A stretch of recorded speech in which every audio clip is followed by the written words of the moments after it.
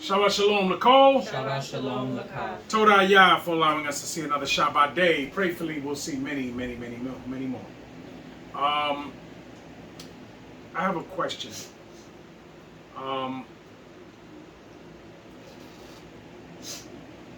When Yisrael does wrong and they transgress, right? And all of us are guilty of it at one time or another, or in some cases many times, right?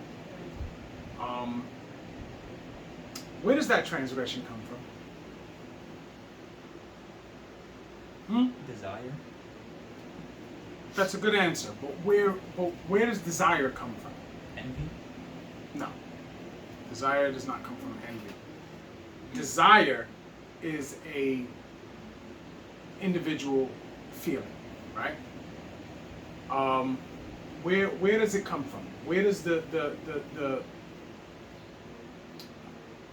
I don't want to say feeling, but where does it come from when someone transgresses? Let me simplify it for you. Religion teaches, right, that the so-called devil makes people transgress. Is that true? Is that what the Torah teaches? No, right? So what makes people transgress? You said desire. That's a great answer, but explain it.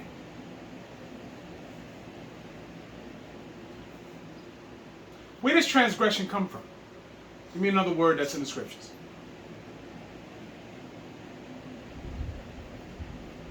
Another word, come on. That's transgression is sin. Where does it come from? It has an origin.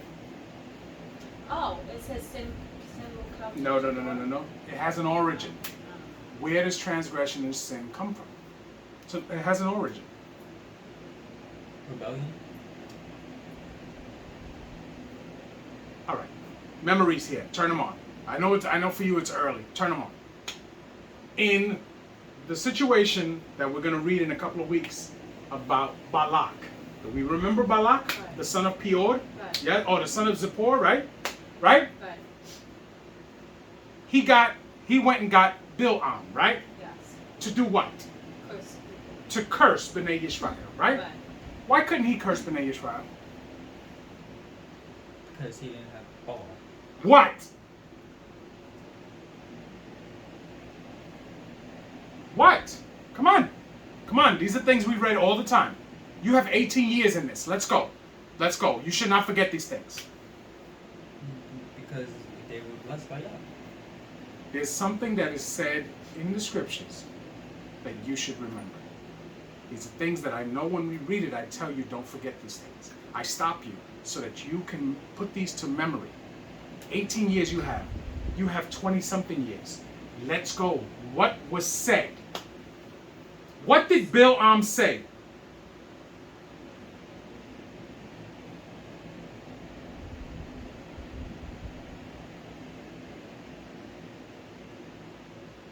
Anybody?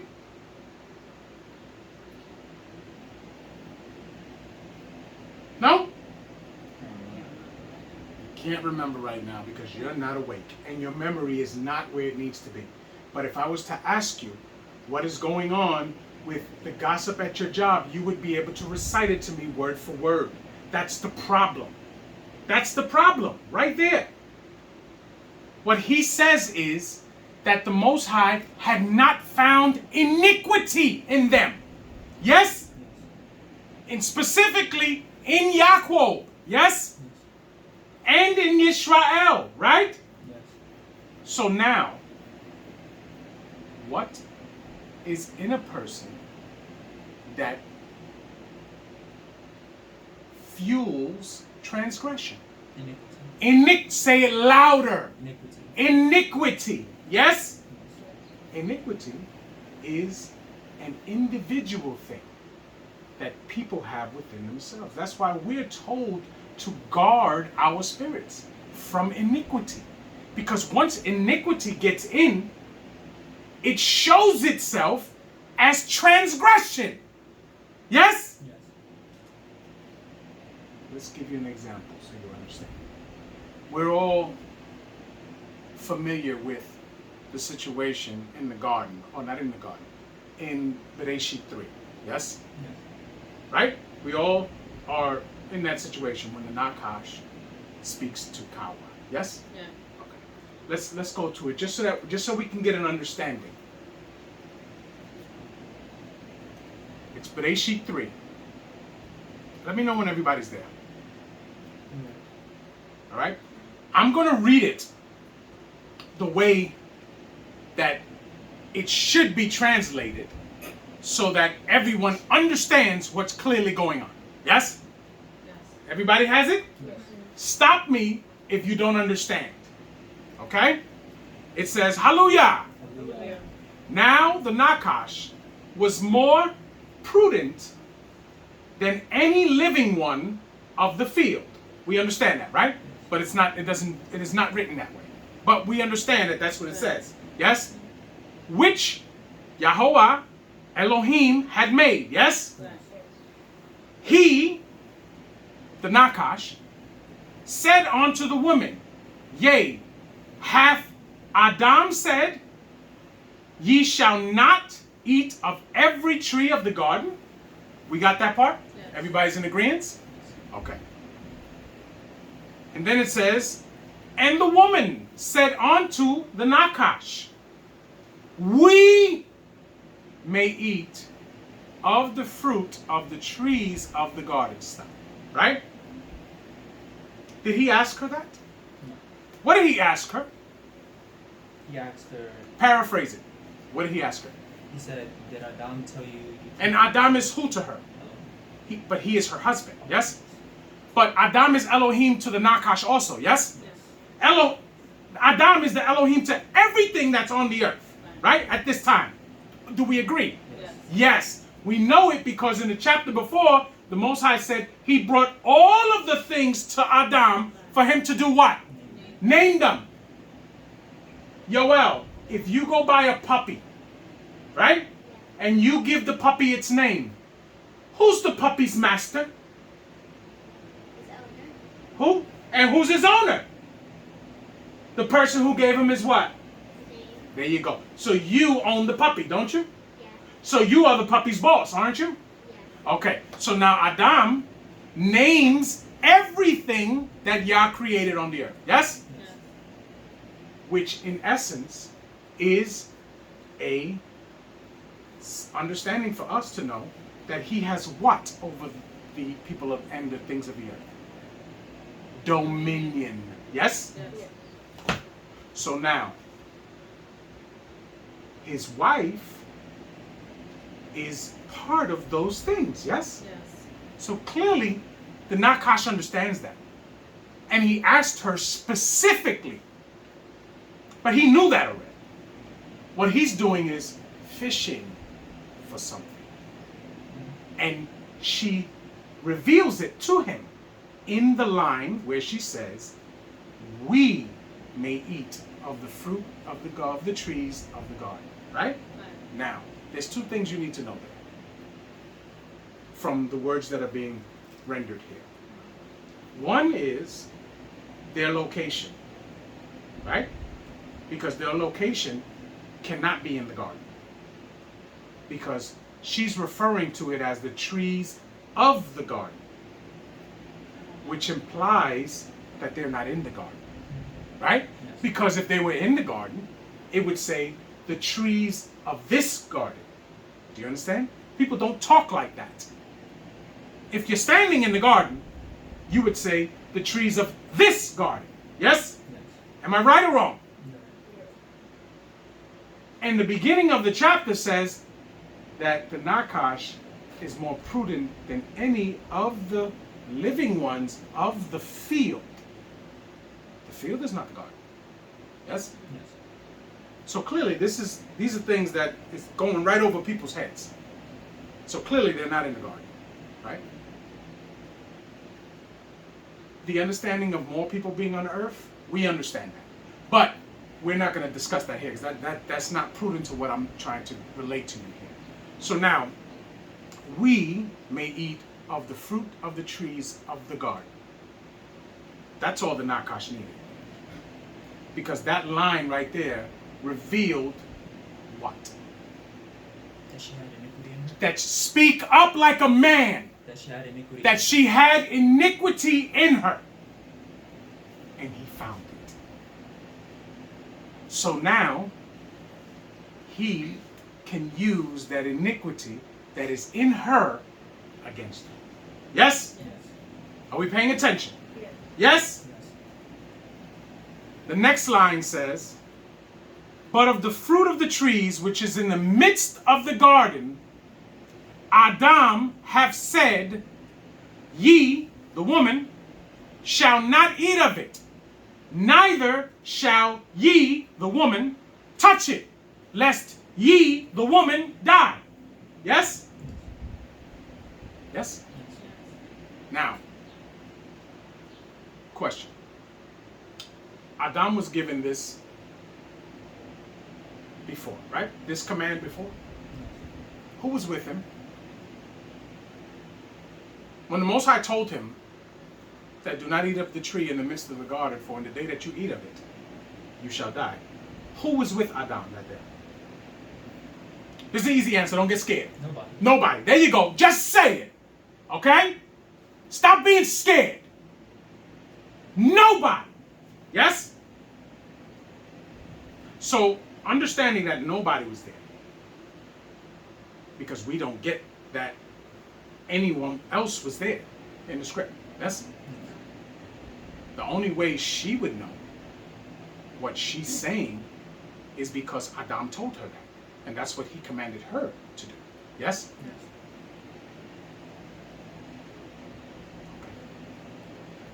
Then it goes on to say, and the Nakash said unto the woman, ye, her, shall not surely die. Right? Ye shall not surely die. He knows something. Right? Yes. Because the command wasn't given to her, it was given to Adam. Why? Why was it given to Adam, and why would she not die for it?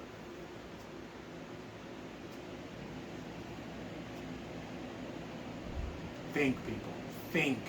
Think, people. If he dies for eating it, why wouldn't the same go for her?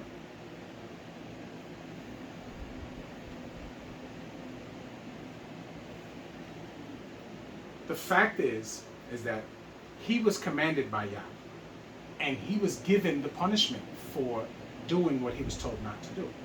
Right? He gave her a command. Right? But he wouldn't be able to put her to death for that. Right? Yes. There's rules to what he could do to her, right? Because he is the servant of the Most High. Yes? Yes. She is the servant of who? Yeah. Him. This is what we need to understand. Right? Then it says, for Adam doth know that in the day ye eat thereof, then your, the woman, eyes shall be opened, and ye, the woman, shall be as Adam, knowing good and evil. Right? Right. So now this verse right here tells you, or should tell you, that clearly they were not the same. Right? But since the woman revealed her iniquity, now the Nakash uses it against her. Because what's the iniquity in the woman? She wants to be. Speak up like a man. She doesn't feel like. No, I don't want to hear no feelings. That's nonsense. Men don't talk with feelings. Men talk with facts and understanding. So say it again.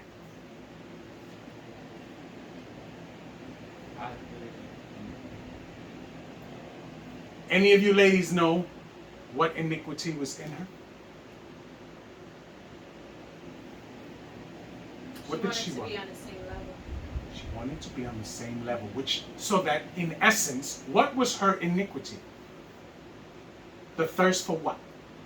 Power. Speak up. Oh. Power. Do you understand? So all of this, you have to understand that she was a servant to Adam. Yes? Yes. People want to teach that they're on the same level. Clearly we're not on the same level. You understand? You could have the same importance because she was just as important to mankind as he was. Yes? Yeah. But clearly his position of responsibility was different. Yes? Yes. So I bring you here so you understand that when iniquity is allowed to enter into you, the adversary can use it against you.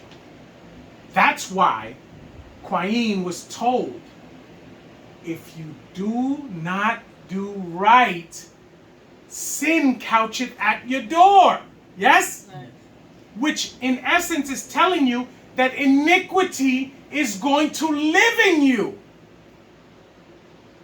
And you're going to be a slave to it. Yes? Yes. We see people all the time who know what's right and still do what's wrong because iniquity has taken over their being because they've allowed it to happen. It is a battle. How many times in your life have you heard me say, the battle is within you? Yes? Yes. The battle is within you.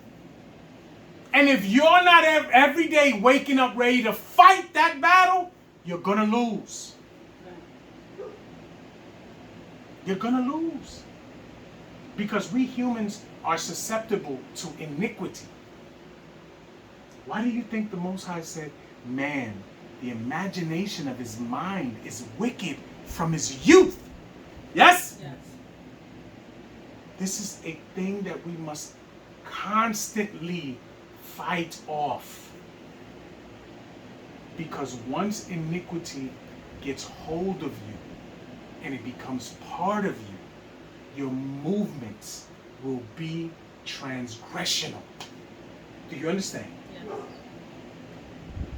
That's why I go so hard to make sure that I'm watching and I mention things, and I know you get angry because everything you say to yourself, he always has to resort to Torah. Yes, because you need to think that way. Do you understand? Yes. Because I'm going to be this way until the day I take my last breath. But it is my job to make you think this way, so that when you grow up, you make the right decisions. And the adversaries can't find iniquity in you because they've been given that task to do that. Yes? Yes. We see it all through the scriptures. I am an Ephraimite. My children are Ephraimites, right? Yes. When Yehoseph was in Mitzrayim and Potiphar's wife came at him, there was no iniquity found in my father. Do you understand? Right. No iniquity found in him. So he moved in righteousness and was rewarded for that. So I bring us here so that we never forget that the battle is within ourselves. The Most High is not making people sin.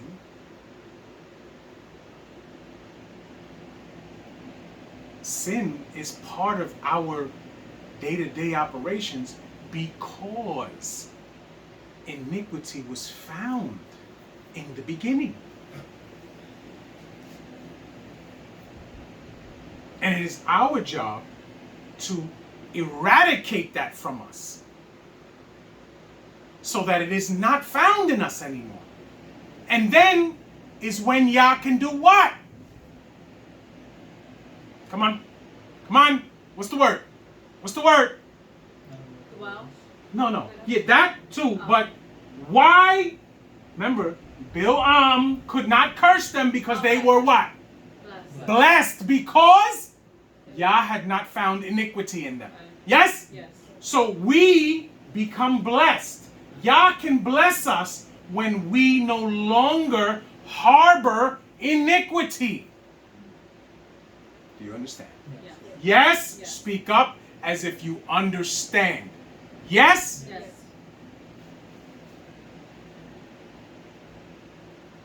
Psalm, please. Tehillim, Zadeh Bigwal, Hallelujah. Hallelujah. It is a good thing to give thanks unto Yahweh, and to sing praises unto thy name, Most High.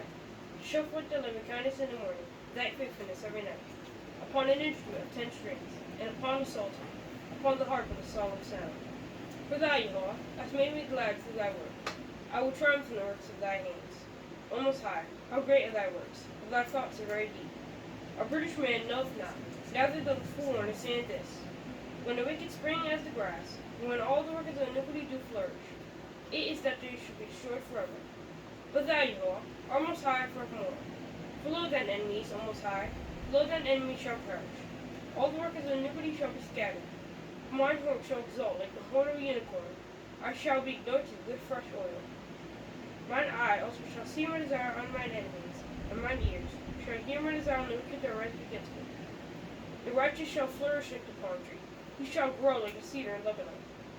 Those that be planted in the house of Yahweh shall flourish in the courts of our enemies. They shall still bring forth fruit in old age. They shall be fat and flourishing. To show that Yahweh is upright. He is my rock, and there is no righteousness in him. Hallelujah. Hallelujah. Did he do it? What is it? I'm supposed to say, but my horn shalt thou exalt, like the horn of He never says thou. He never says thou. Okay. Pay attention and try to fix that error. You hear me? Yes. All right. This week's portion is called Beha Alotka. Beha Alotka. Can you tell me what that means? When you set up. That's what it says? Yes. When you set up. When you raise the lamp. When you what? When you raise the lamp. Can you speak up like a man? When- Please stop whispering. When you raise the lamps, that's what it says. When you raise the lamps. Okay. We're in Bimeedbar 8 and 1, right? Yes. Who's reading first? I am. All right, whenever you're ready. Bimeedbar Zion wa Aleph. Hallelujah. Hallelujah. Wadaber Yahovah al Moshe lemor. Daber el Aharon wa Amor ta Elau Beha Alotka. Et Hanerot el Mol Pene Ha It's Mool. or Mul. I'm sorry, Mul. Pene Ha Menorah. Ya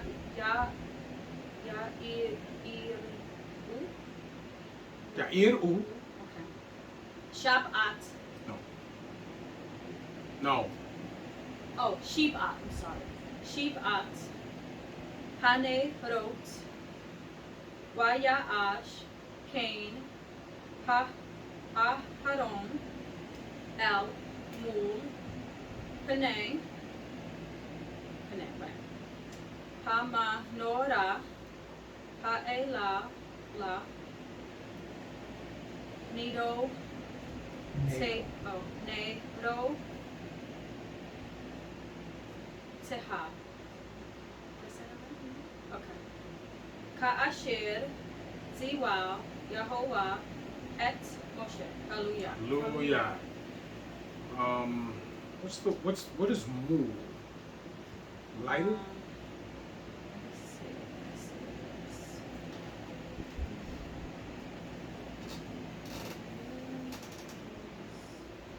Over against means.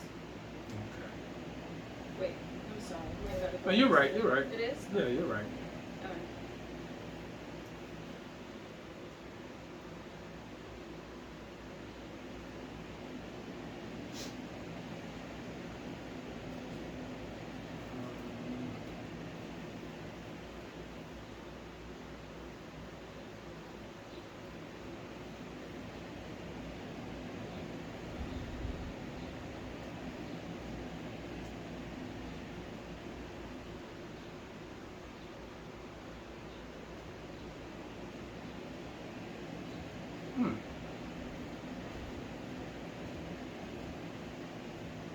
because it says El Mul, right? And we know that when something says El, it's talking about rulership, right? Or leadership or something like, because that's why it says El Moshe and El Aharon, right? Right. Because we understand that they're in the positions of judgment. Yes? Yes. But it makes sense because it says,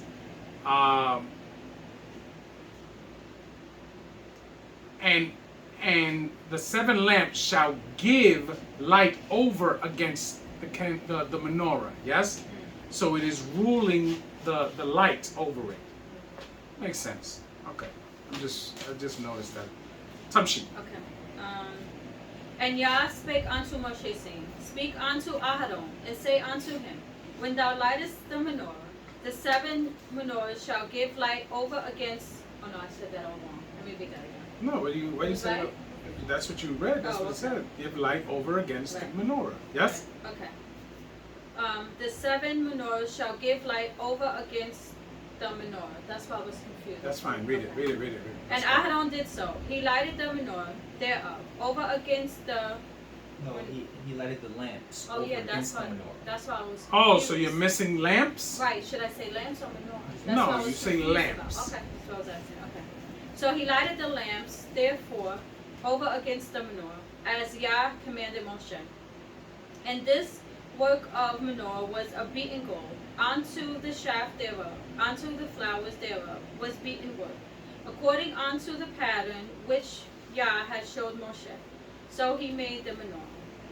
And Yah spake unto Moshe, saying, Take the Leviim from among Bnei Israel, and cleanse them. And thus shalt thou do unto them, to cleanse them. Sprinkle water of purifying upon them, and let them shave all their flesh, and let them wash their clothes, and so make themselves clean. Now, what are they about to do? They are. They're shaving all their hair. Oh, they're doing They're vow. washing. Right. They're going under the vow of what? Nazareth. Right, because they're going into service. Because they can't make themselves unclean. Yes? Tamshi. 8. Then let them take a young bullock with his minka. And who's offering. getting this? The whole, all of the Leviim, or just the No. sons of Aharon? Who is it? What does it say? Wait. And it just says take the Leviim. So it's all of the ones that's in service. So all 3 of the Oh. sectors are doing this. Okay? Tamshi. Then let them take a young bullock with their minka offering, even fine flour mingled with oil, and another young bullock thou shalt take for a kataf offering. And thou shalt bring the Leviim before the tabernacle of the congregation, and thou shalt gather the whole assembly of Bnei Israel together, and thou shalt bring the Leviim before Yah. And Now the Bnei- whole assembly, Wow. the whole assembly is different than the congregation. We know that the congregation is what? Everybody. No, congregation is men. Oh. The congregation of Yisrael is men. These are the men, the princes of the houses and all of that stuff. Okay? It's not all the men, but it is the ones that are in position of leadership in their families. That's the congregation. The assembly is everyone gathers because they're watching this. It's something that they're seeing. So they understand that these men are being consecrated. Yes? Right. Tamshi. I'm in the middle of 10. And Bnei Israel shall put their hands upon the Leviim. And Aharon shall offer the Leviim before Yah for an offering of Bnei Israel, that they may execute the service of Yah. And the Leviim shall lay their hands upon the heads of the bullocks, and thou shalt offer the one for a kataf offering.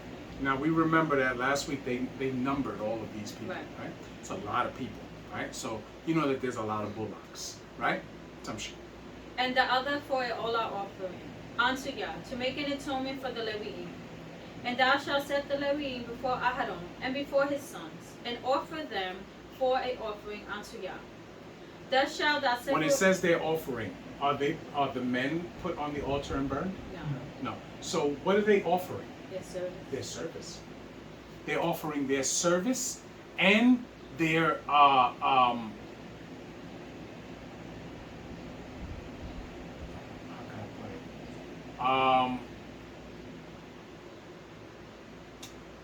their dedication, because they dedicated themselves, their lives, to the service. Right. You understand? Yes. Tamshi. 14. Thus shalt thou separate the Leviim from among Bnei Yisrael. The Leviim shall be mine. And after that the Leviim go.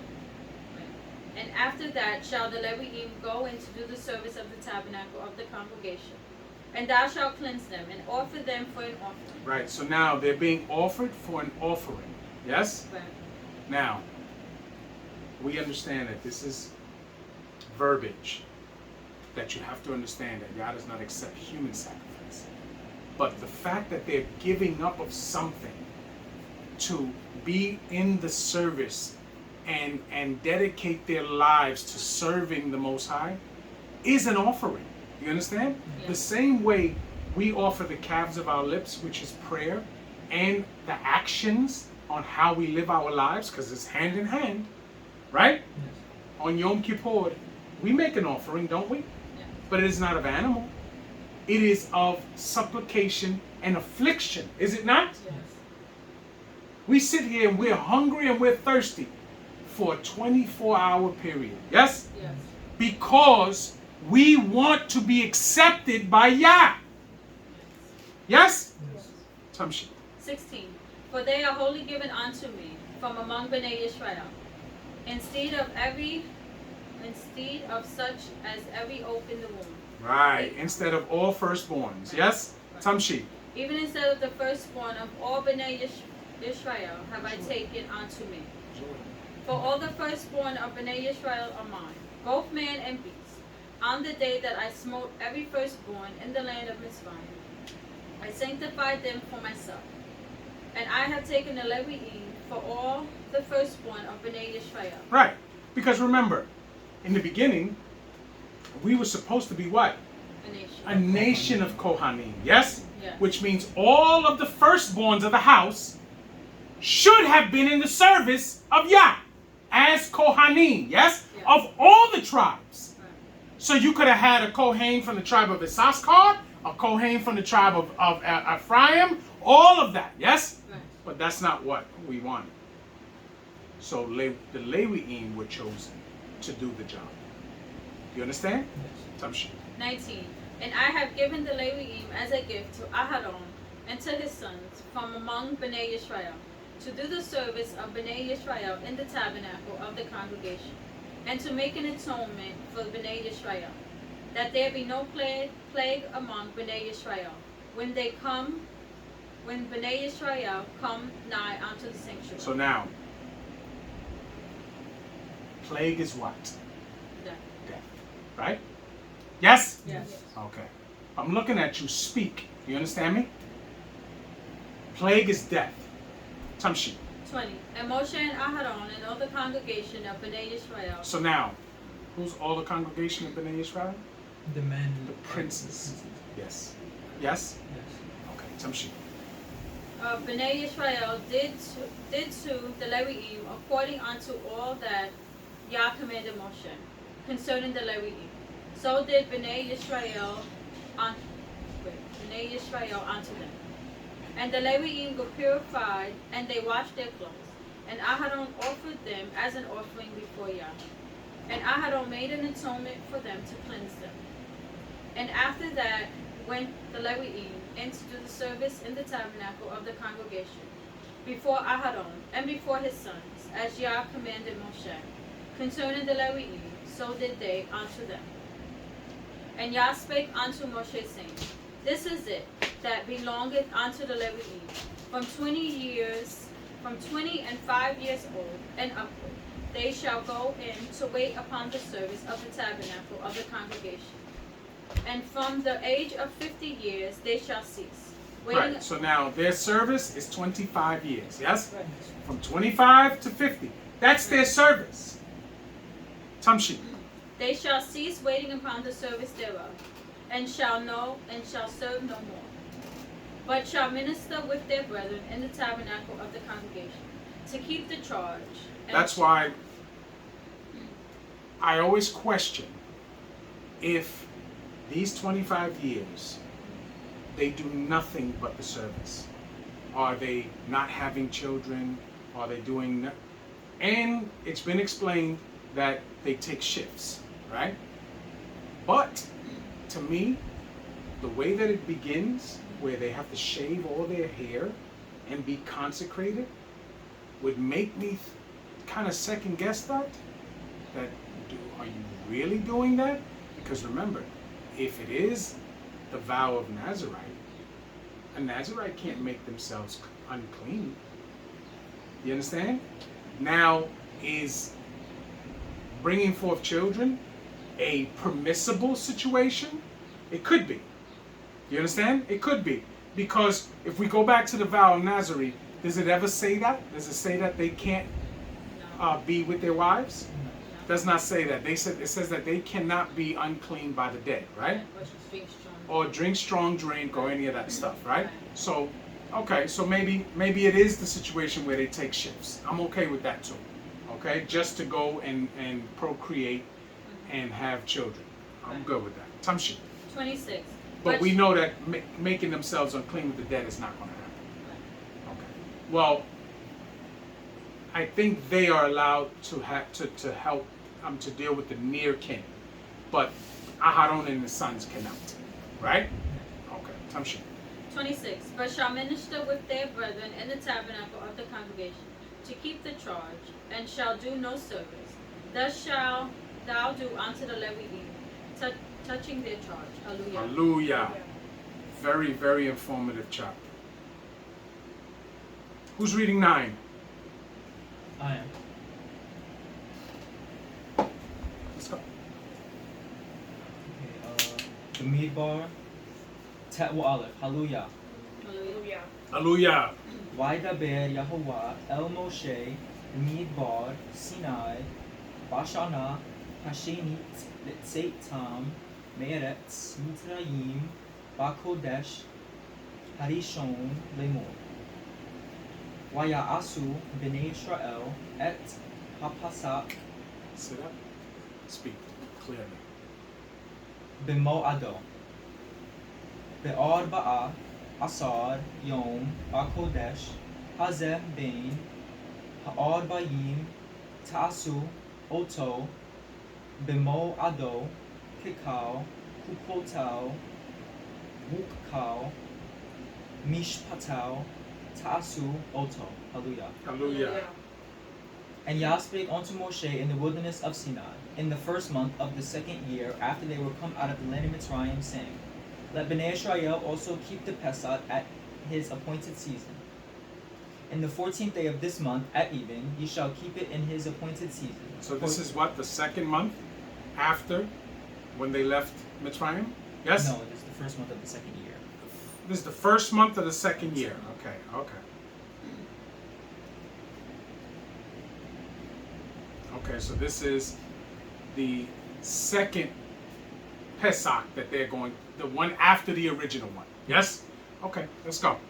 According to all the rites of it, and according to all the ceremonies thereof, shall ye keep it. Now, it says, in the 14th day of this month at even, right? Which means when? The 15th day. When the sun is going down on the 14th day into the 15th day. Yes? Yes. Okay. Tamshi.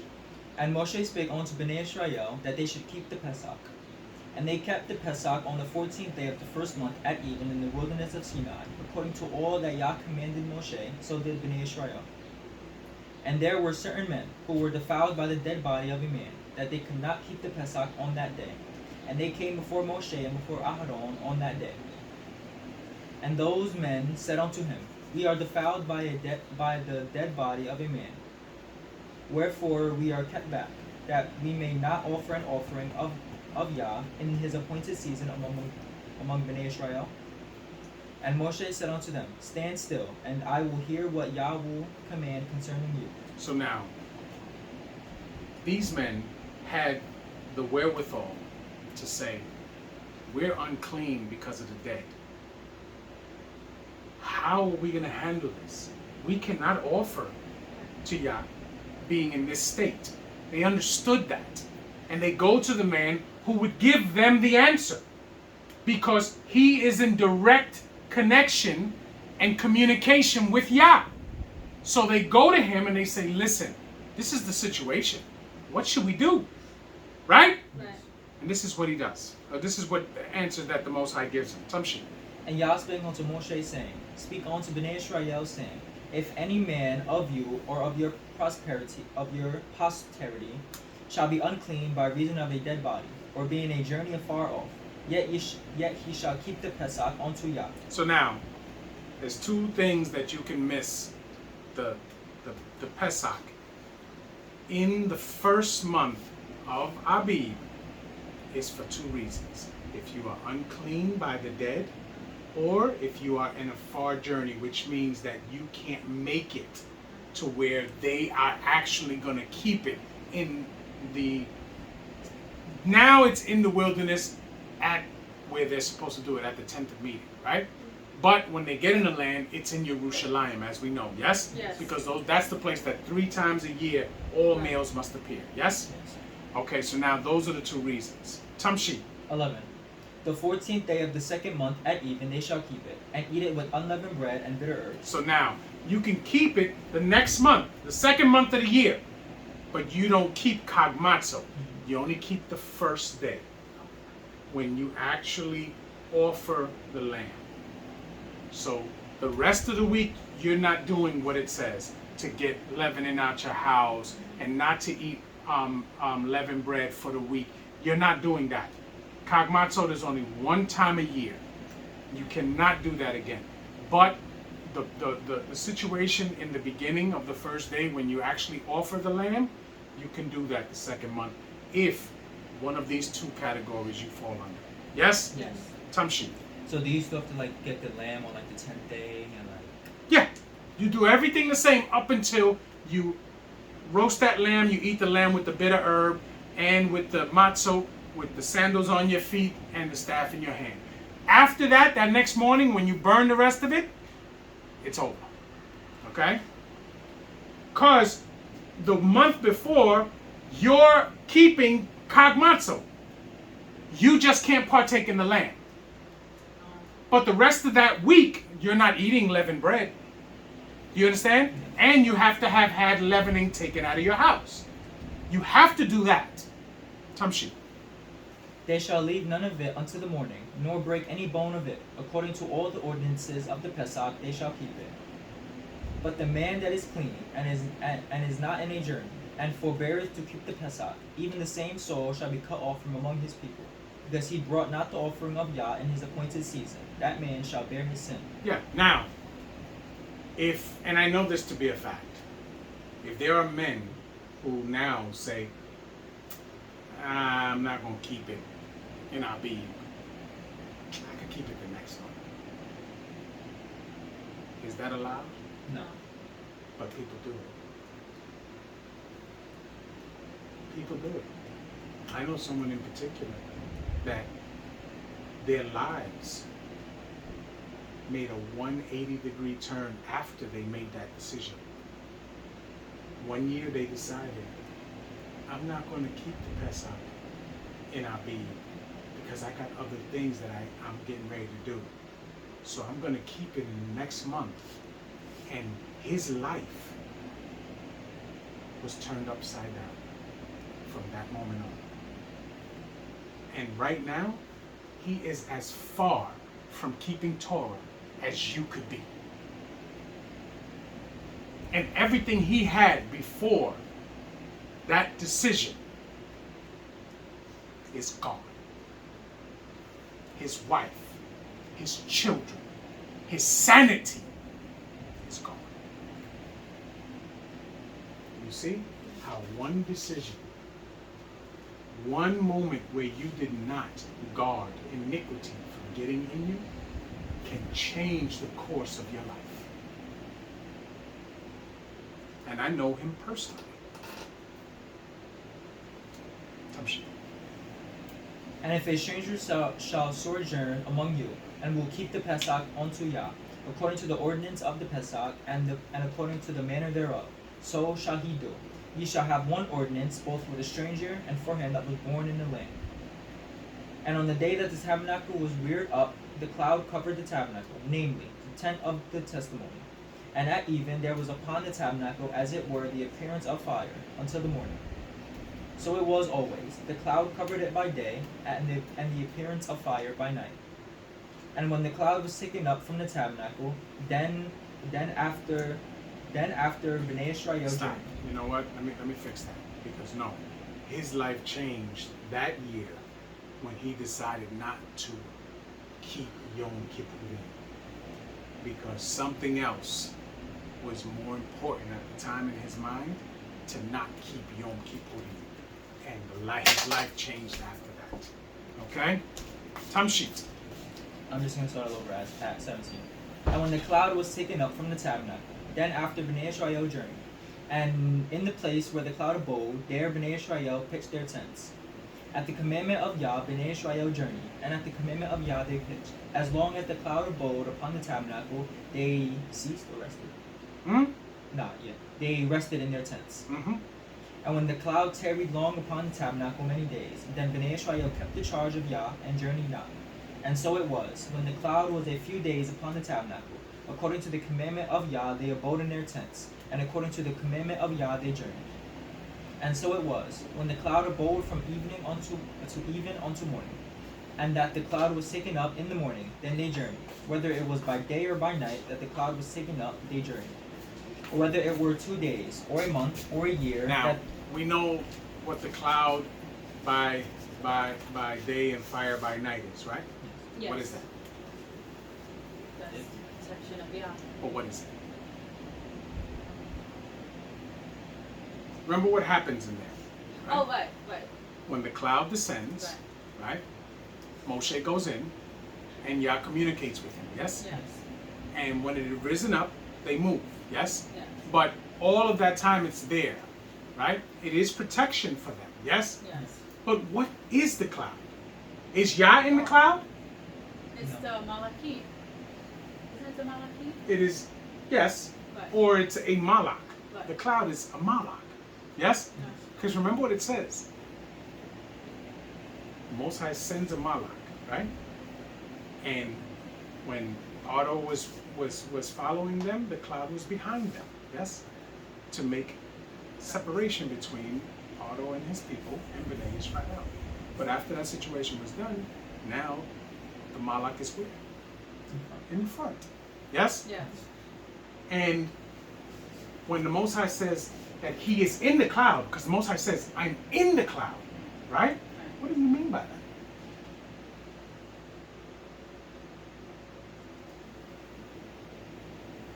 Because the malach that comes to do the will of Yah, he has the same way we do the name of the Most High in him. Yes? Yes. We see it all the time. We get 4 names of Malachim, right? Yes. We know that. And all of them possess the name of Yah in them. Just like the Nabi'im, yes? Yes. Just like Yisrael, yes? Yes. So when the Most High says, do not tempt him, for my name is in him, yes? Yes. And he will not let you go guiltless, right? Yeah. He's going to exact judgment on you. Because Yah's name is in him. Yes? Yes. Some shit. 22. Or whether it were 2 days, or a month, or a year, that the cloud tarried upon the tabernacle, remaining thereon, Bnei Israel abode in their tents, and journeyed not. But when it was taken up, they journeyed. At the commandment of Yah, they rested in the tents, and at the commandment of Yah, they journeyed. They kept the charge of Yah, at the commandment of Yah, by the hand of Moshe. Hallelujah. Hallelujah. Now, remember in the situation of Nadab and Abihu, right? Right. Where were they when they died? They were In the tabernacle, not in the Oh, altar. oh, No, they weren't on it. oh. They were in the tabernacle, right? Right. And what was on the tabernacle? The cloud. Yes? Yes. So now, they offered up strange fire, right? And what happened to them specifically? They got burned How? from a fire from Yah. What is a fire from Yah? Because think about it. The garments that they wore did not burn because they were able to be dragged out by their garments. Right? If you're wearing something and Yah forbid you're on fire, what is also on fire? Clothes. Your clothing. So clearly it wasn't fire like we think.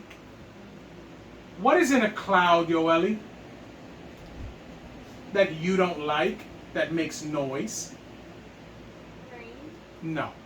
What is in a cloud that you don't like, that makes noise? Thunder. Thunder. And what is thunder, my young Padawan? What is thunder? The sound. Speak up. The sound. No. That. Anybody help him? Speak up. Lightning. The sound that lightning makes when it does what? And it hits the clouds. Cuts through the clouds. Yes? So what burned Nadab and Abihu? Lightning. Because lightning could strike a person and kill them instantly and not burn their clothing. You understand? Yes. So the Malak that was sent to keep Bnei Yisrael in line, for a lack of a better term, in the wilderness, is not going to allow you to do that. But again, this is at the command of Yah. Do you understand? Yes. Because they were commanded to do it a certain way. So lightning within that cloud comes and strikes them down, but yet does not burn their clothing. So is it better visually now? Yes.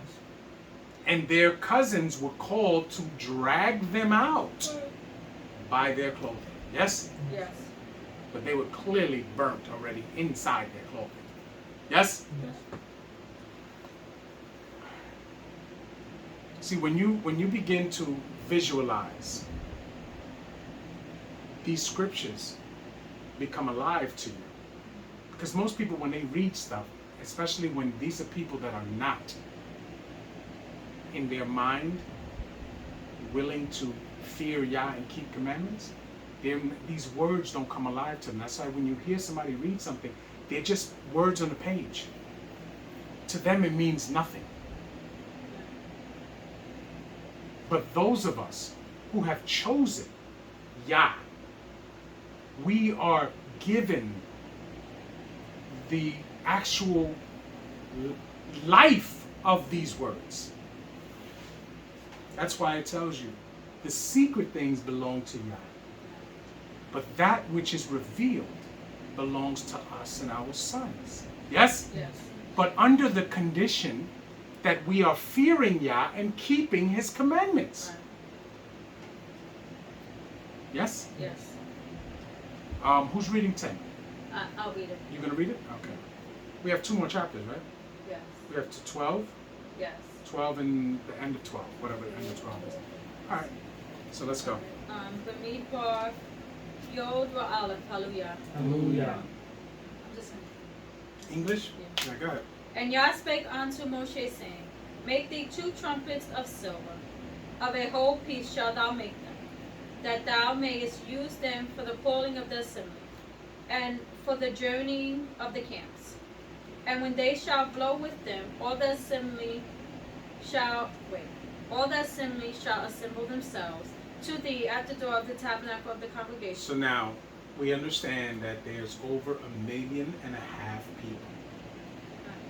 So they don't possess cell phones where Moshe can send a group text. Okay? So they need to have another way of letting the people know it is time to get yourself together so we can move. And the only way they can do that is with a trumpet. Yes? Yes. Because you can hear a trumpet if it's played loud enough together. You can hear that for miles. Yes? Yes. That's why they have these things. You understand? Yes. Some shit. 4. And if they blow but with one trumpet, then the princes which are the heads of the thousands of Israel shall gather themselves unto thee. When ye blow an alarm, then the camps that lie on the east parts shall go forward. When ye blow an alarm the second time, then the camps that lie on the south side shall take their journey. They shall blow an alarm for their journeys. But when the congregation is to be gathered together, ye shall blow, but ye shall not sound an alarm. Right. So now these are different ways that they're making the sounds come out. And they're taught these things. Yes? Yes. Some shit. 8. And the sons of Aharon the Kohen shall blow with the trumpets. The Kohanim. Kohanim shall blow with trumpets, and they shall be to you for an ordinance forever throughout your generations. So now, this is forever throughout your generations. When there is a Lewi'im set up. Okay, a Kohanim set up. Yes? Tamshi. 9. And if ye go to war in your land against the enemy that oppresseth you, then ye shall blow an alarm with the trumpets, and ye shall be remembered before Yah, your Elohim, and ye shall be saved from your enemies. Also in the day of your gladness, and in your solemn days, and in the beginning of your months, ye shall blow with the trumpets. Now, I do that. You notice I blow the shofar before the Shabbat comes in. Right. Every week. I blow the shofar before the Kwadosh days comes in, right? Yes. Because it is bringing awareness to, in essence, to the people that something important is about to happen. You understand? Right. Tamshi. Ye shall blow with your trumpets over your Olah offerings, and over the sacrifices of your Shalom offerings, that they may be to you for a memorial before your Elohim. I am Yah, your Elohim. And it came to pass on the 20th day of the second month, in the second year, that the cloud was taken up from off the tabernacle of the testament. Which means it's time to do what? Go. Move. Tamshi. 12. And Bnei Yisrael took their journeys out of the wilderness of Sinai, and the cloud rested in the wilderness of Paran. And they first took their journey according to the commandment of Yah by the hand of Moshe. In the first place went the standard of the camp of Bnei Yehuda, according to their armies, and over his host was Nachshon, the son of Aminadab. And over the host of the tribe of Bnei Issachar was Nathaniel, the son of Zorah. Zor. Zor. And over the host of the tribe of Bnei Zebulun was Eliab, the son of Kilon. And the tabernacle was taken down, and the sons of Gershon and the sons of Merari set forth, bearing the tabernacle. And the standard of the camp of Reuben set forth, according to their armies. And over his host was Elazar, the son of Shador. And over the host of Bnei Shimon was Shemuel, the son of Who was it? Yehishadai. Who was it? Shelumiel, the son of Yehishadai.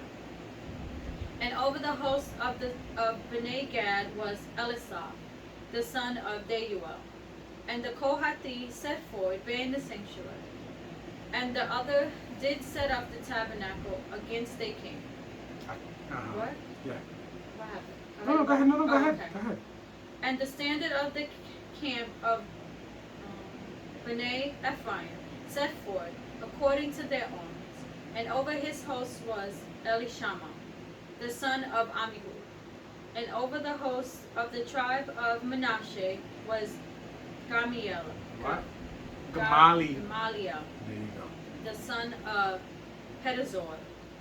And over the host of the tribe of Benjamin was Abidan, the son of Gideon. And the standard of the camp of the children of Dan set forth. Of B'nai Dan. B'nai Dan set forth, which was rewarded. No. Of all, right, how Which to say? was the reward Reward of all the camps throughout their hosts. And over his host was Achizar, the son of Ammishaddai. And over the host of Bnei Asher was Pagliah, the son of Okran. And over the host of Bnei Naphtali was Akira, the son of Enan. Thus were the journeys of Bnei Israel, according The journeyings. of Bnei Israel, according to their armies, when they set forth. And Moshe said unto Hobab, the son of Reuel. That's a Oh. terrible translation, but it is talking about Reuel. Right. Okay, so now Kobab, the son of Reuel, the Midianite, right? Okay. So who is Kobab to Moshe? His brother-in-law. His brother-in-law. Okay, so that is Zipporah's brother. Yes? Right. Tamshi. Okay, here you are. The Midianite, Moshe's father-in-law, were all the journeyings unto the place of which Yah said, I will give it you. Come thou with us, and we will do thee good. For Yah had spoken concerning Israel.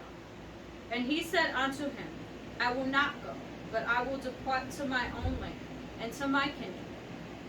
And he said, Leave us not, I pray thee, for as much as thou knowest how we are to encamp in the wilderness, and thou mayest be to us instead of eyes. And it shall be, if thou shalt go with us, yea, it shall be, that what goodness Yah shall do unto us, the same will we do unto thee. So now, it says, and Moshe said unto Kobab, the son of Reuel, the Midianite. But he's speaking to what it appears. He's speaking to his brother-in-law for his father. Like what he's saying to the brother-in-law is Right. being relayed to his father-in-law. Do you understand? Because remember, Moshe wants Yithro to stay, Oh, okay? right, But Yithro has to leave. right. Now, he wants Yithro to stay because Yithro is the one who helped him and brought the message that he is to delegate responsibility, right? Right. To set up officers, which is what he was supposed to do. But we all know why Moshe didn't do it, right? Do we know why Moshe didn't do it to begin with? Not that he didn't know that he should, but why didn't he do it? Can anybody just give me something that will make you think why he wouldn't do that? He didn't trust the people. He didn't trust the people. He didn't trust they were going to be doing things according to righteousness. Sometimes we do that. I am victim of that. Of micromanaging, right? Because I don't always trust that you are going to do what you're supposed to do in the ways that Torah is specifically telling us. Do you understand? Right. So I micromanage. It's not good for me. And in the end, it's not good for you. Because you have to know how to do these things. I can't always do them for you. Yes? Speak up. Yes. Speak up. Tamshit. 33. And they departed from the mount of Yah 3 days' journey. And the ark of the covenant of Yah went before them in the 3 days' journey, to search out a resting place for them. And the cloud of Yah was upon them by day, when they went out of the camp. And it came to pass, when the ark set forward, that Moshe said, Rise up, Yah, or Yah, Hmm? Right. And let thine enemies be scattered, and let them that hate thee flee from before thee. All you ever have to do is, if you have a question on what it says there, go to the Hebrew. You should have, your phone should be split in both. It is.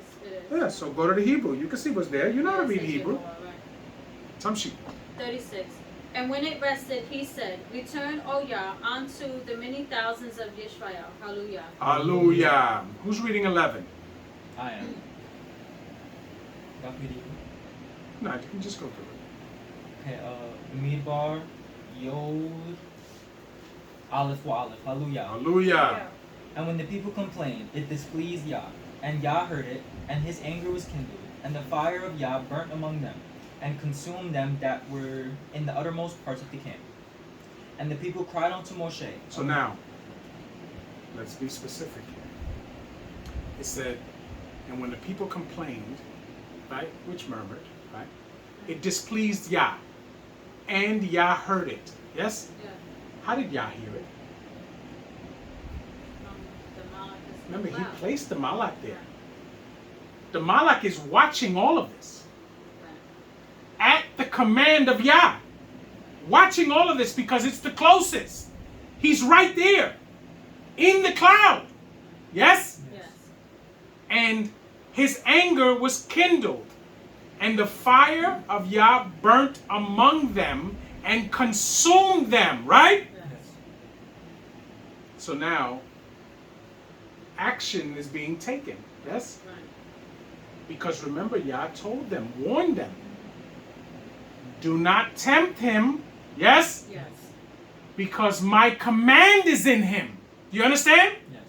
He is commanded to exact punishment upon you if you transgress me. Yes, do we understand? Yes. He does not, that Malach does not work on his own. He is not what you would call a free agent. He is commanded by Yah to exact punishment upon Bnei Yisrael if they transgress Yah. Yes? Yes. That's it. Tamshi. 2. 3 and 2. And the people cried unto Moshe. And when Moshe prayed unto Yah, the fire was quenched. And he called the name of the place Taberah, because the fire of Yah burnt among them. So now, Moshe has to intercede and beg the Most High for mercy. Right? Yes. So in turn, the Most High hears this, and the Most High makes his Malach to stop. Yes? Yes. Do we understand? Yes. So all of this is at the command of Yah. Yes? Yes. Let's go. And the mixed multitude that was among them fell a lusting. And Bnei Israel also wept again, and said, Who shall give us flesh to eat? So now, who is the mixed multitude? We discussed this. The children that came out of Mitzrayim. The children that the daughters of Bnei Israel had with the Mitzrayim, with the men of Mitzrayim, right? These children have no fathers right now, okay? And they're in the wilderness with them. Tamshi. We remember the fish which we did eat in Mitzrayim freely, the cucumbers and the melons and the leeks and the onions and the garlics. So now, they specifically said, we remember the fish which we did eat in Mitzrayim freely. The cucumbers and the melons and the leeks and the onions and the garlics, right? Right. Because clearly, these men were shepherds. They were not eating meat like that. Do you understand? Because these things were their flocks. Do you understand? Yes. So they were eating the fish because they were, Goshen is at the southern part, or what we know of as the north, of the Nile. Yes? Yes. It's very fertile there.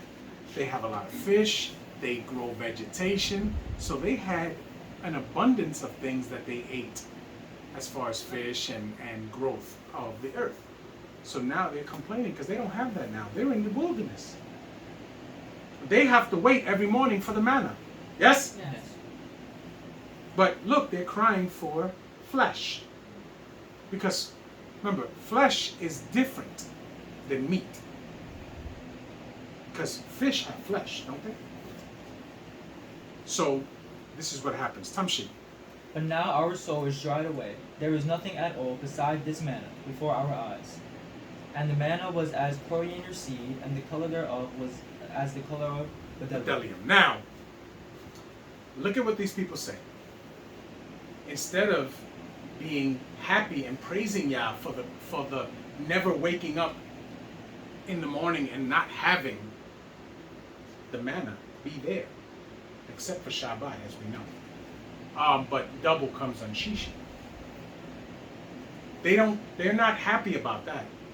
They complain about what they don't have. Yes? Yeah. Tamshi.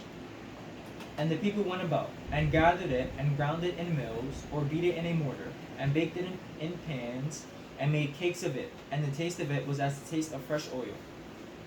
That sounds good to me. That sounds good to me. If we were to get to the point where Yah would just give us manna in the morning, I would love it. Me being a cook, I would find so many different ways to use that manna. You understand? That manna would be in breakfast, in dinner, in lunch, in I would make it into desserts. And I would be appreciative of the manna. You understand? Yes.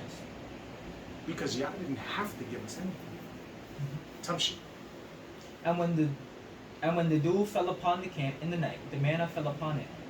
Then Moshe heard the people weep throughout their families, every man in the door of his tent.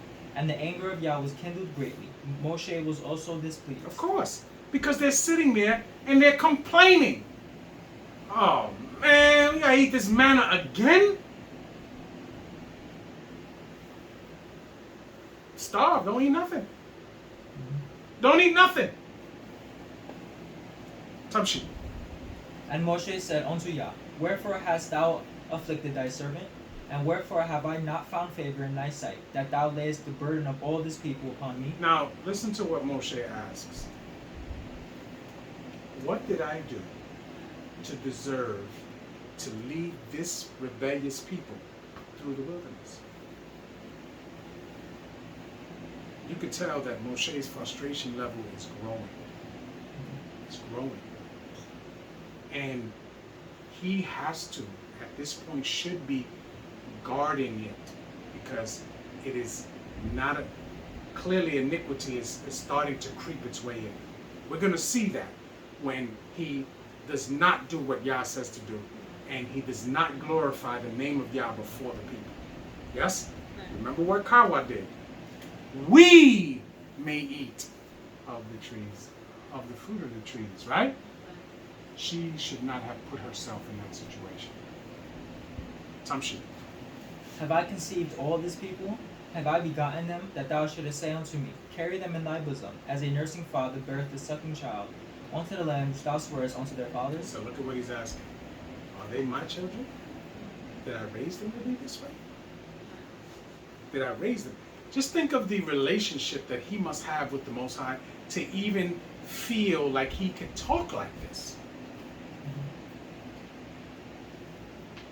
Tamshi. When should I have flesh to give unto all this people? For they weep unto me, saying, Give us flesh, that we may eat. I am not able to bear all this people alone, because it is too heavy for me. I am unable to bear all this people alone. Remember what just happened in the chapter before?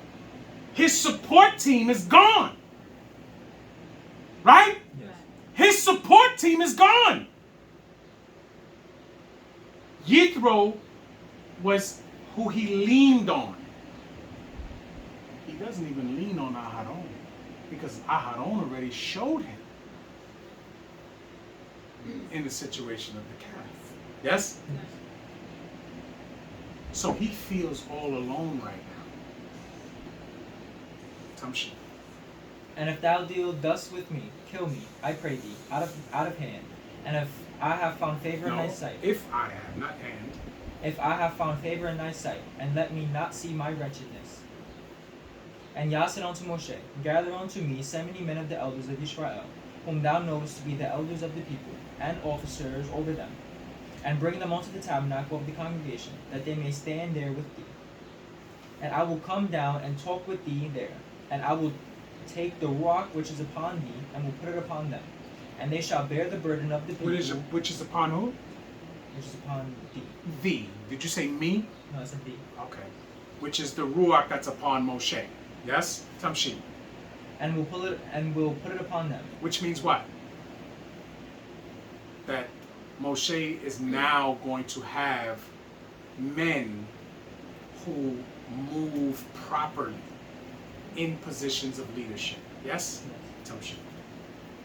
And they shall bear the burden of all the people with thee, that thou bear it not thyself alone. And say unto the people, Sanctify yourselves against tomorrow, and ye shall eat flesh, for ye have wept in the ears of Yah, saying, Who shall give us flesh to eat? For it was well with us in Mitzrayim. Therefore Yah will give you flesh, and ye shall eat. Ye shall eat not 1 day, ye shall not eat 1 day, nor 2 days, nor 5 days, neither 10 days, nor 20 days. So now, they're going to get so much flesh that they're going to be sick of it. Do you understand? Because you murmured against Yah for it. Tamshi. But even a whole month, until it comes out of your nostrils, and it be loathsome unto you, Mm-hmm. because that ye have despised Yah, which is among you, and have wept before him, saying, Why came we forth out of Mitzrayim? And Moshe said, The people among who I am are 600,000 footmen, and thou hast said, I will give them flesh, that they may eat a whole month. Shall the flocks and the herds be slain for them, to Now, suffice them? shall the flocks and the herds be slain for them? Right? No. That's not going to be the case. Tamshi. Or shall all the fish of the sea be gathered together for them, to suffice them? Now, all the fish of the sea be gathered together. Tamshi. And Yah said unto Moshe, Is Yah's hand waxed short? Mm-hmm. Thou shalt see now whether my words shall come to pass unto thee or not. And Moshe went out, and told the people the words of Yah, and gathered the 70 men of the elders of the people, and set them round about the tabernacle. And Yah came down in a cloud, and spake unto him, and took out the ruach that was upon him, and gave it unto the 70 elders. And it came to pass, that when the ruach rested upon them, they prophesied, and did not cease. But there remained 2 of the men in the camp, that the name of the one was Eldad, and the name of the other Medad. And the ruach rested upon them, and they were of them that were written, but went not out unto the tabernacle, and they prophesied in the camp. Stop. So now, everyone was called, the elders and the princes. Yes? Yes. And these 2 men decided they're not going to go. They decided they're not going to go. But guess what?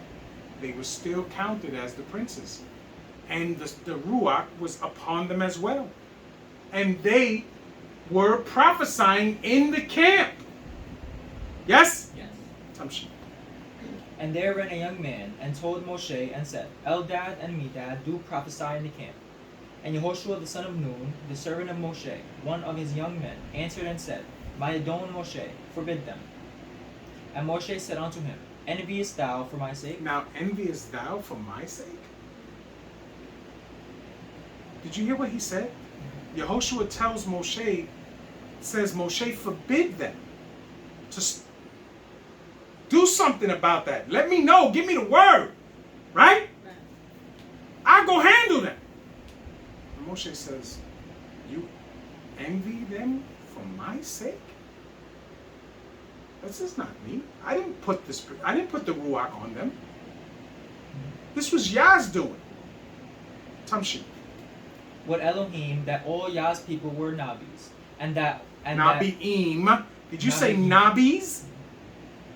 Nabi'im. Nabi'im, and that Yah would put his rock upon them. Now, look at what he's saying.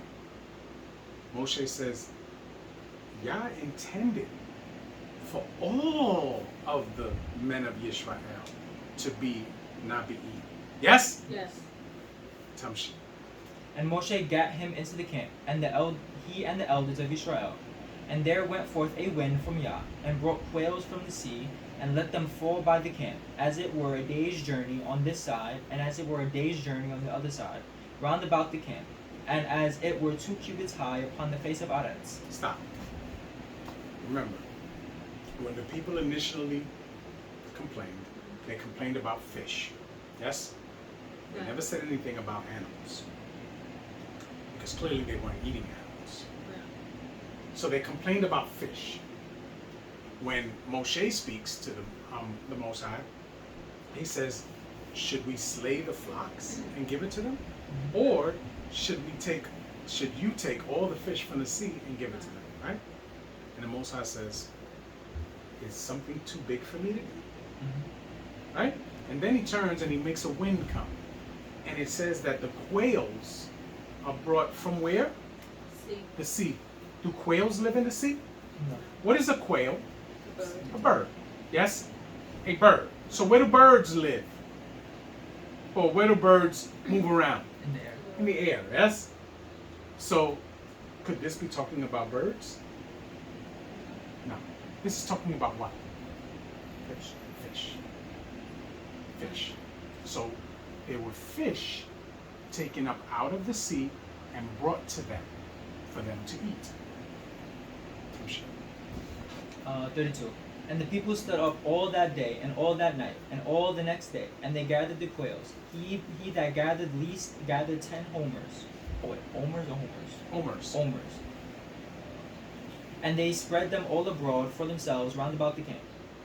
And while the flesh was yet between their teeth, it was true that the wrath of Yah was kindled against the people. So look at what they did. They began to hoard it as if it wasn't going to come for the whole month. They began to hoard it. Tamshi. And Yah smote the people with a very great plague. So now what happens? God. People die. Right. Yes? Right. Tamshi. And he called the name of that place Kibrot Hatava, because there they buried the people that lusted. And the people journeyed from Kibrot Hatava onto Katsedot, and abode at Katsedot. Hallelujah. Hallelujah. So we understand that this is not how we're supposed to move. We are supposed to be appreciative of every bit of mercy that Yah bestows upon us. We are still here because Yah's mercy is upon us. You're reading 12, right? Excuse me? Yes. Okay. Whenever you're ready. Bimeedbar. Oh, this is Camille's favorite chapter. Come on. Bimeedbar. Yod Beit Wav. Hallelujah. Hallelujah. Yat Daber. Yat Daber. No, what? Oh, what? What Daber. Mi. Mir Mir. Yam. Miriam. We. It's a word that you should. Aharon. There you go.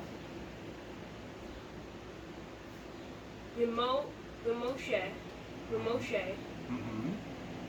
Al. Odot. Mm-hmm.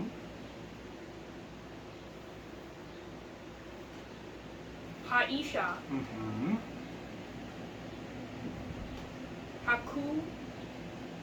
Hakushin. Sheet. Mm-hmm. Asher.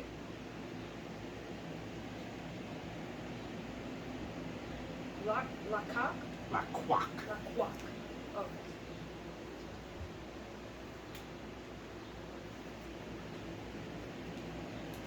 He. Mm-hmm.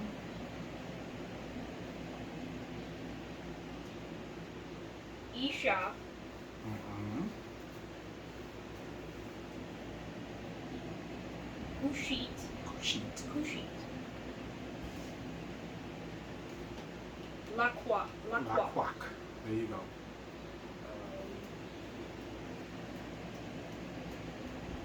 Wa. Is it Y? No. Or is it Y? It's why. Which is Y? Okay. Wayonru. There you go. Harak. Harak. Mm-hmm. What is that? Ak. Ak. Okay. Ak. You practice this? Bimoshe. Yes. Come on. Bimoshe. Eber. Yahweh. Hello. Gam. Banu.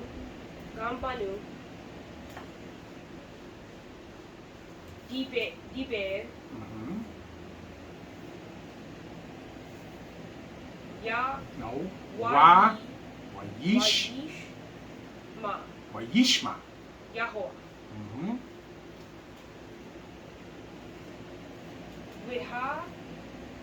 Wihaish. Moshe.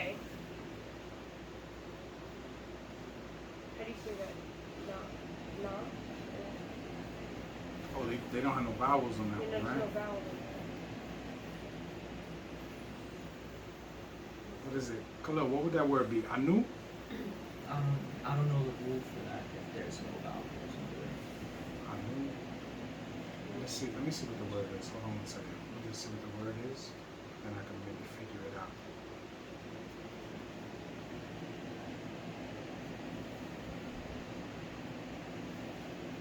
Ana. Ana. Mm-hmm.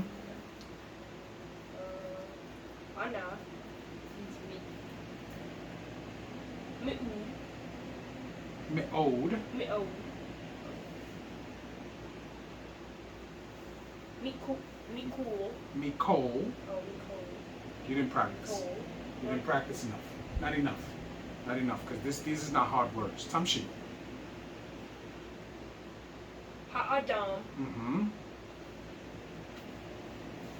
Asher. Mm-hmm. Al. Pinay. Mm-hmm. Ha'ada. Ha'adama. Ha'adama.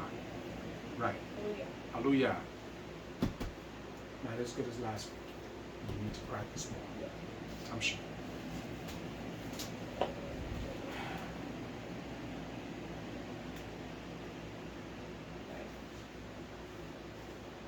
And Miriam and Aharon spake against Moshe because of the Cushite woman whom he had married.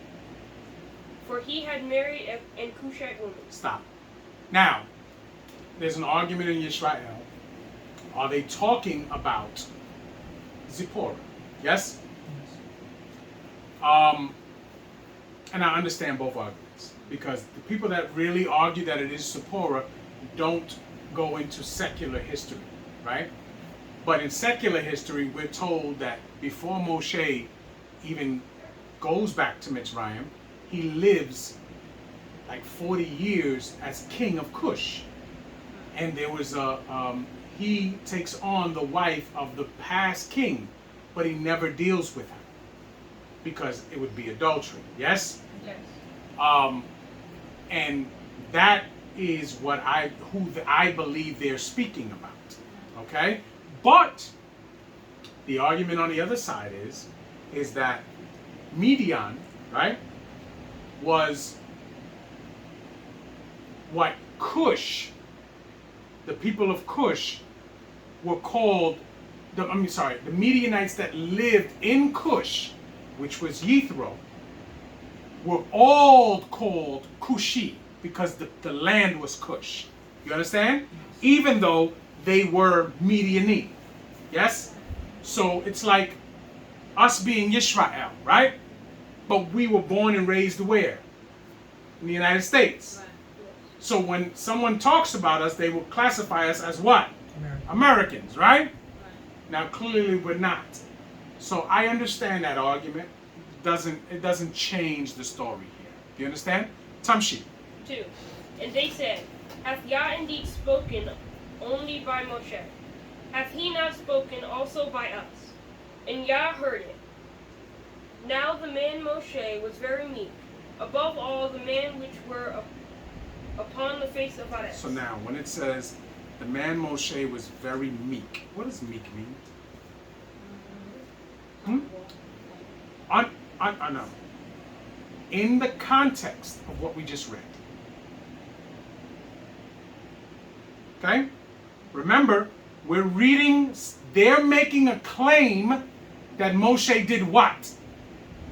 Oh, committed adultery. No, they're not making that claim. Oh, okay. They're making the claim that he did something wrong against Torah. Yes? Yes. That's what they're making the claim. What it is, we're not sure. We can speculate. Okay? But at the end of the day, they're making a claim that he did something wrong. So now, when it is giving you a description of Moshe being very meek above all the men of the earth, what should you now know as what meek is being described as?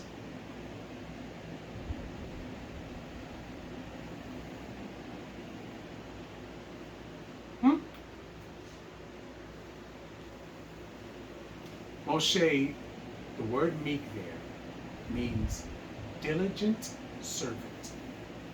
We're being told that Moshe is not in transgression and did not transgress Yah. Do you understand? Yes. So it's giving you an understanding that Moshe is not in the wrong here. They are. Tamshi. 4. And Yah spake suddenly unto Moshe, and unto Aharon, and unto Miriam, Come out ye three unto the tabernacle of the congregation. And they three came out. And Yah came down on the pillar of the cloud, and stood in the door of the tabernacle, and called Aharon and Miriam. So now we do understand that Yah is not coming down, but Yah has sent his messenger to relay his words to them. Yes? Yes. Tamshi. And they both came forth. And he said, Hear now my words. If there be a prophet among you, I, Yah, will make myself known unto him in a vision, and I will speak unto him in a dream. Right. We know that that's what happens. It happened before Moshe and it happens after Moshe. Right? Yes. Prophets were given visions and dreams. Yes? Yes. Tamshi. 7. My servant Moshe is not so, who is faithful in all mine house. He is what? Faithful in all mine house. Yah is letting them know you have no right to speak against him, because I trust how he moves. Right? Yes. He is faithful in all mine house. No higher words can be spoken to a man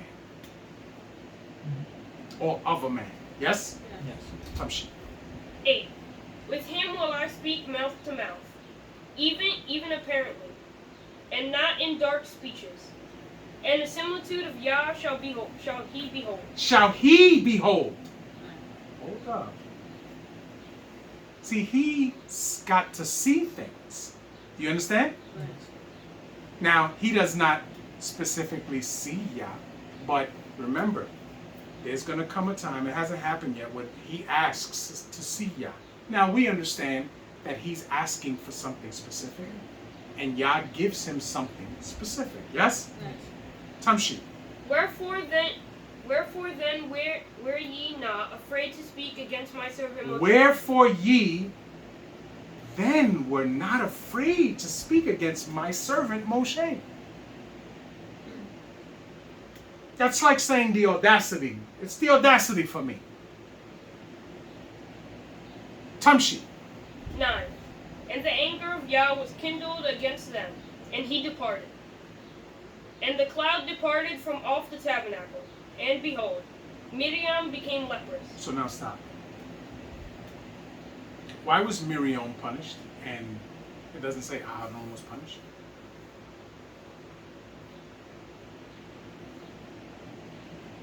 Well, I don't know why he wasn't punished, but I know why he wasn't given leprosy, because he couldn't be unclean. But that's the point. That's the point. He is consecrated right now. He is in the service. But his punishment is going to come. He gets punished, maybe not just for this, but his punishment is going to come because he doesn't make it into the land either. Yes? Yes. But he has a job to do right now. Tamshi. White as snow. And Aharon looked upon Miriam, and behold, she was leprous.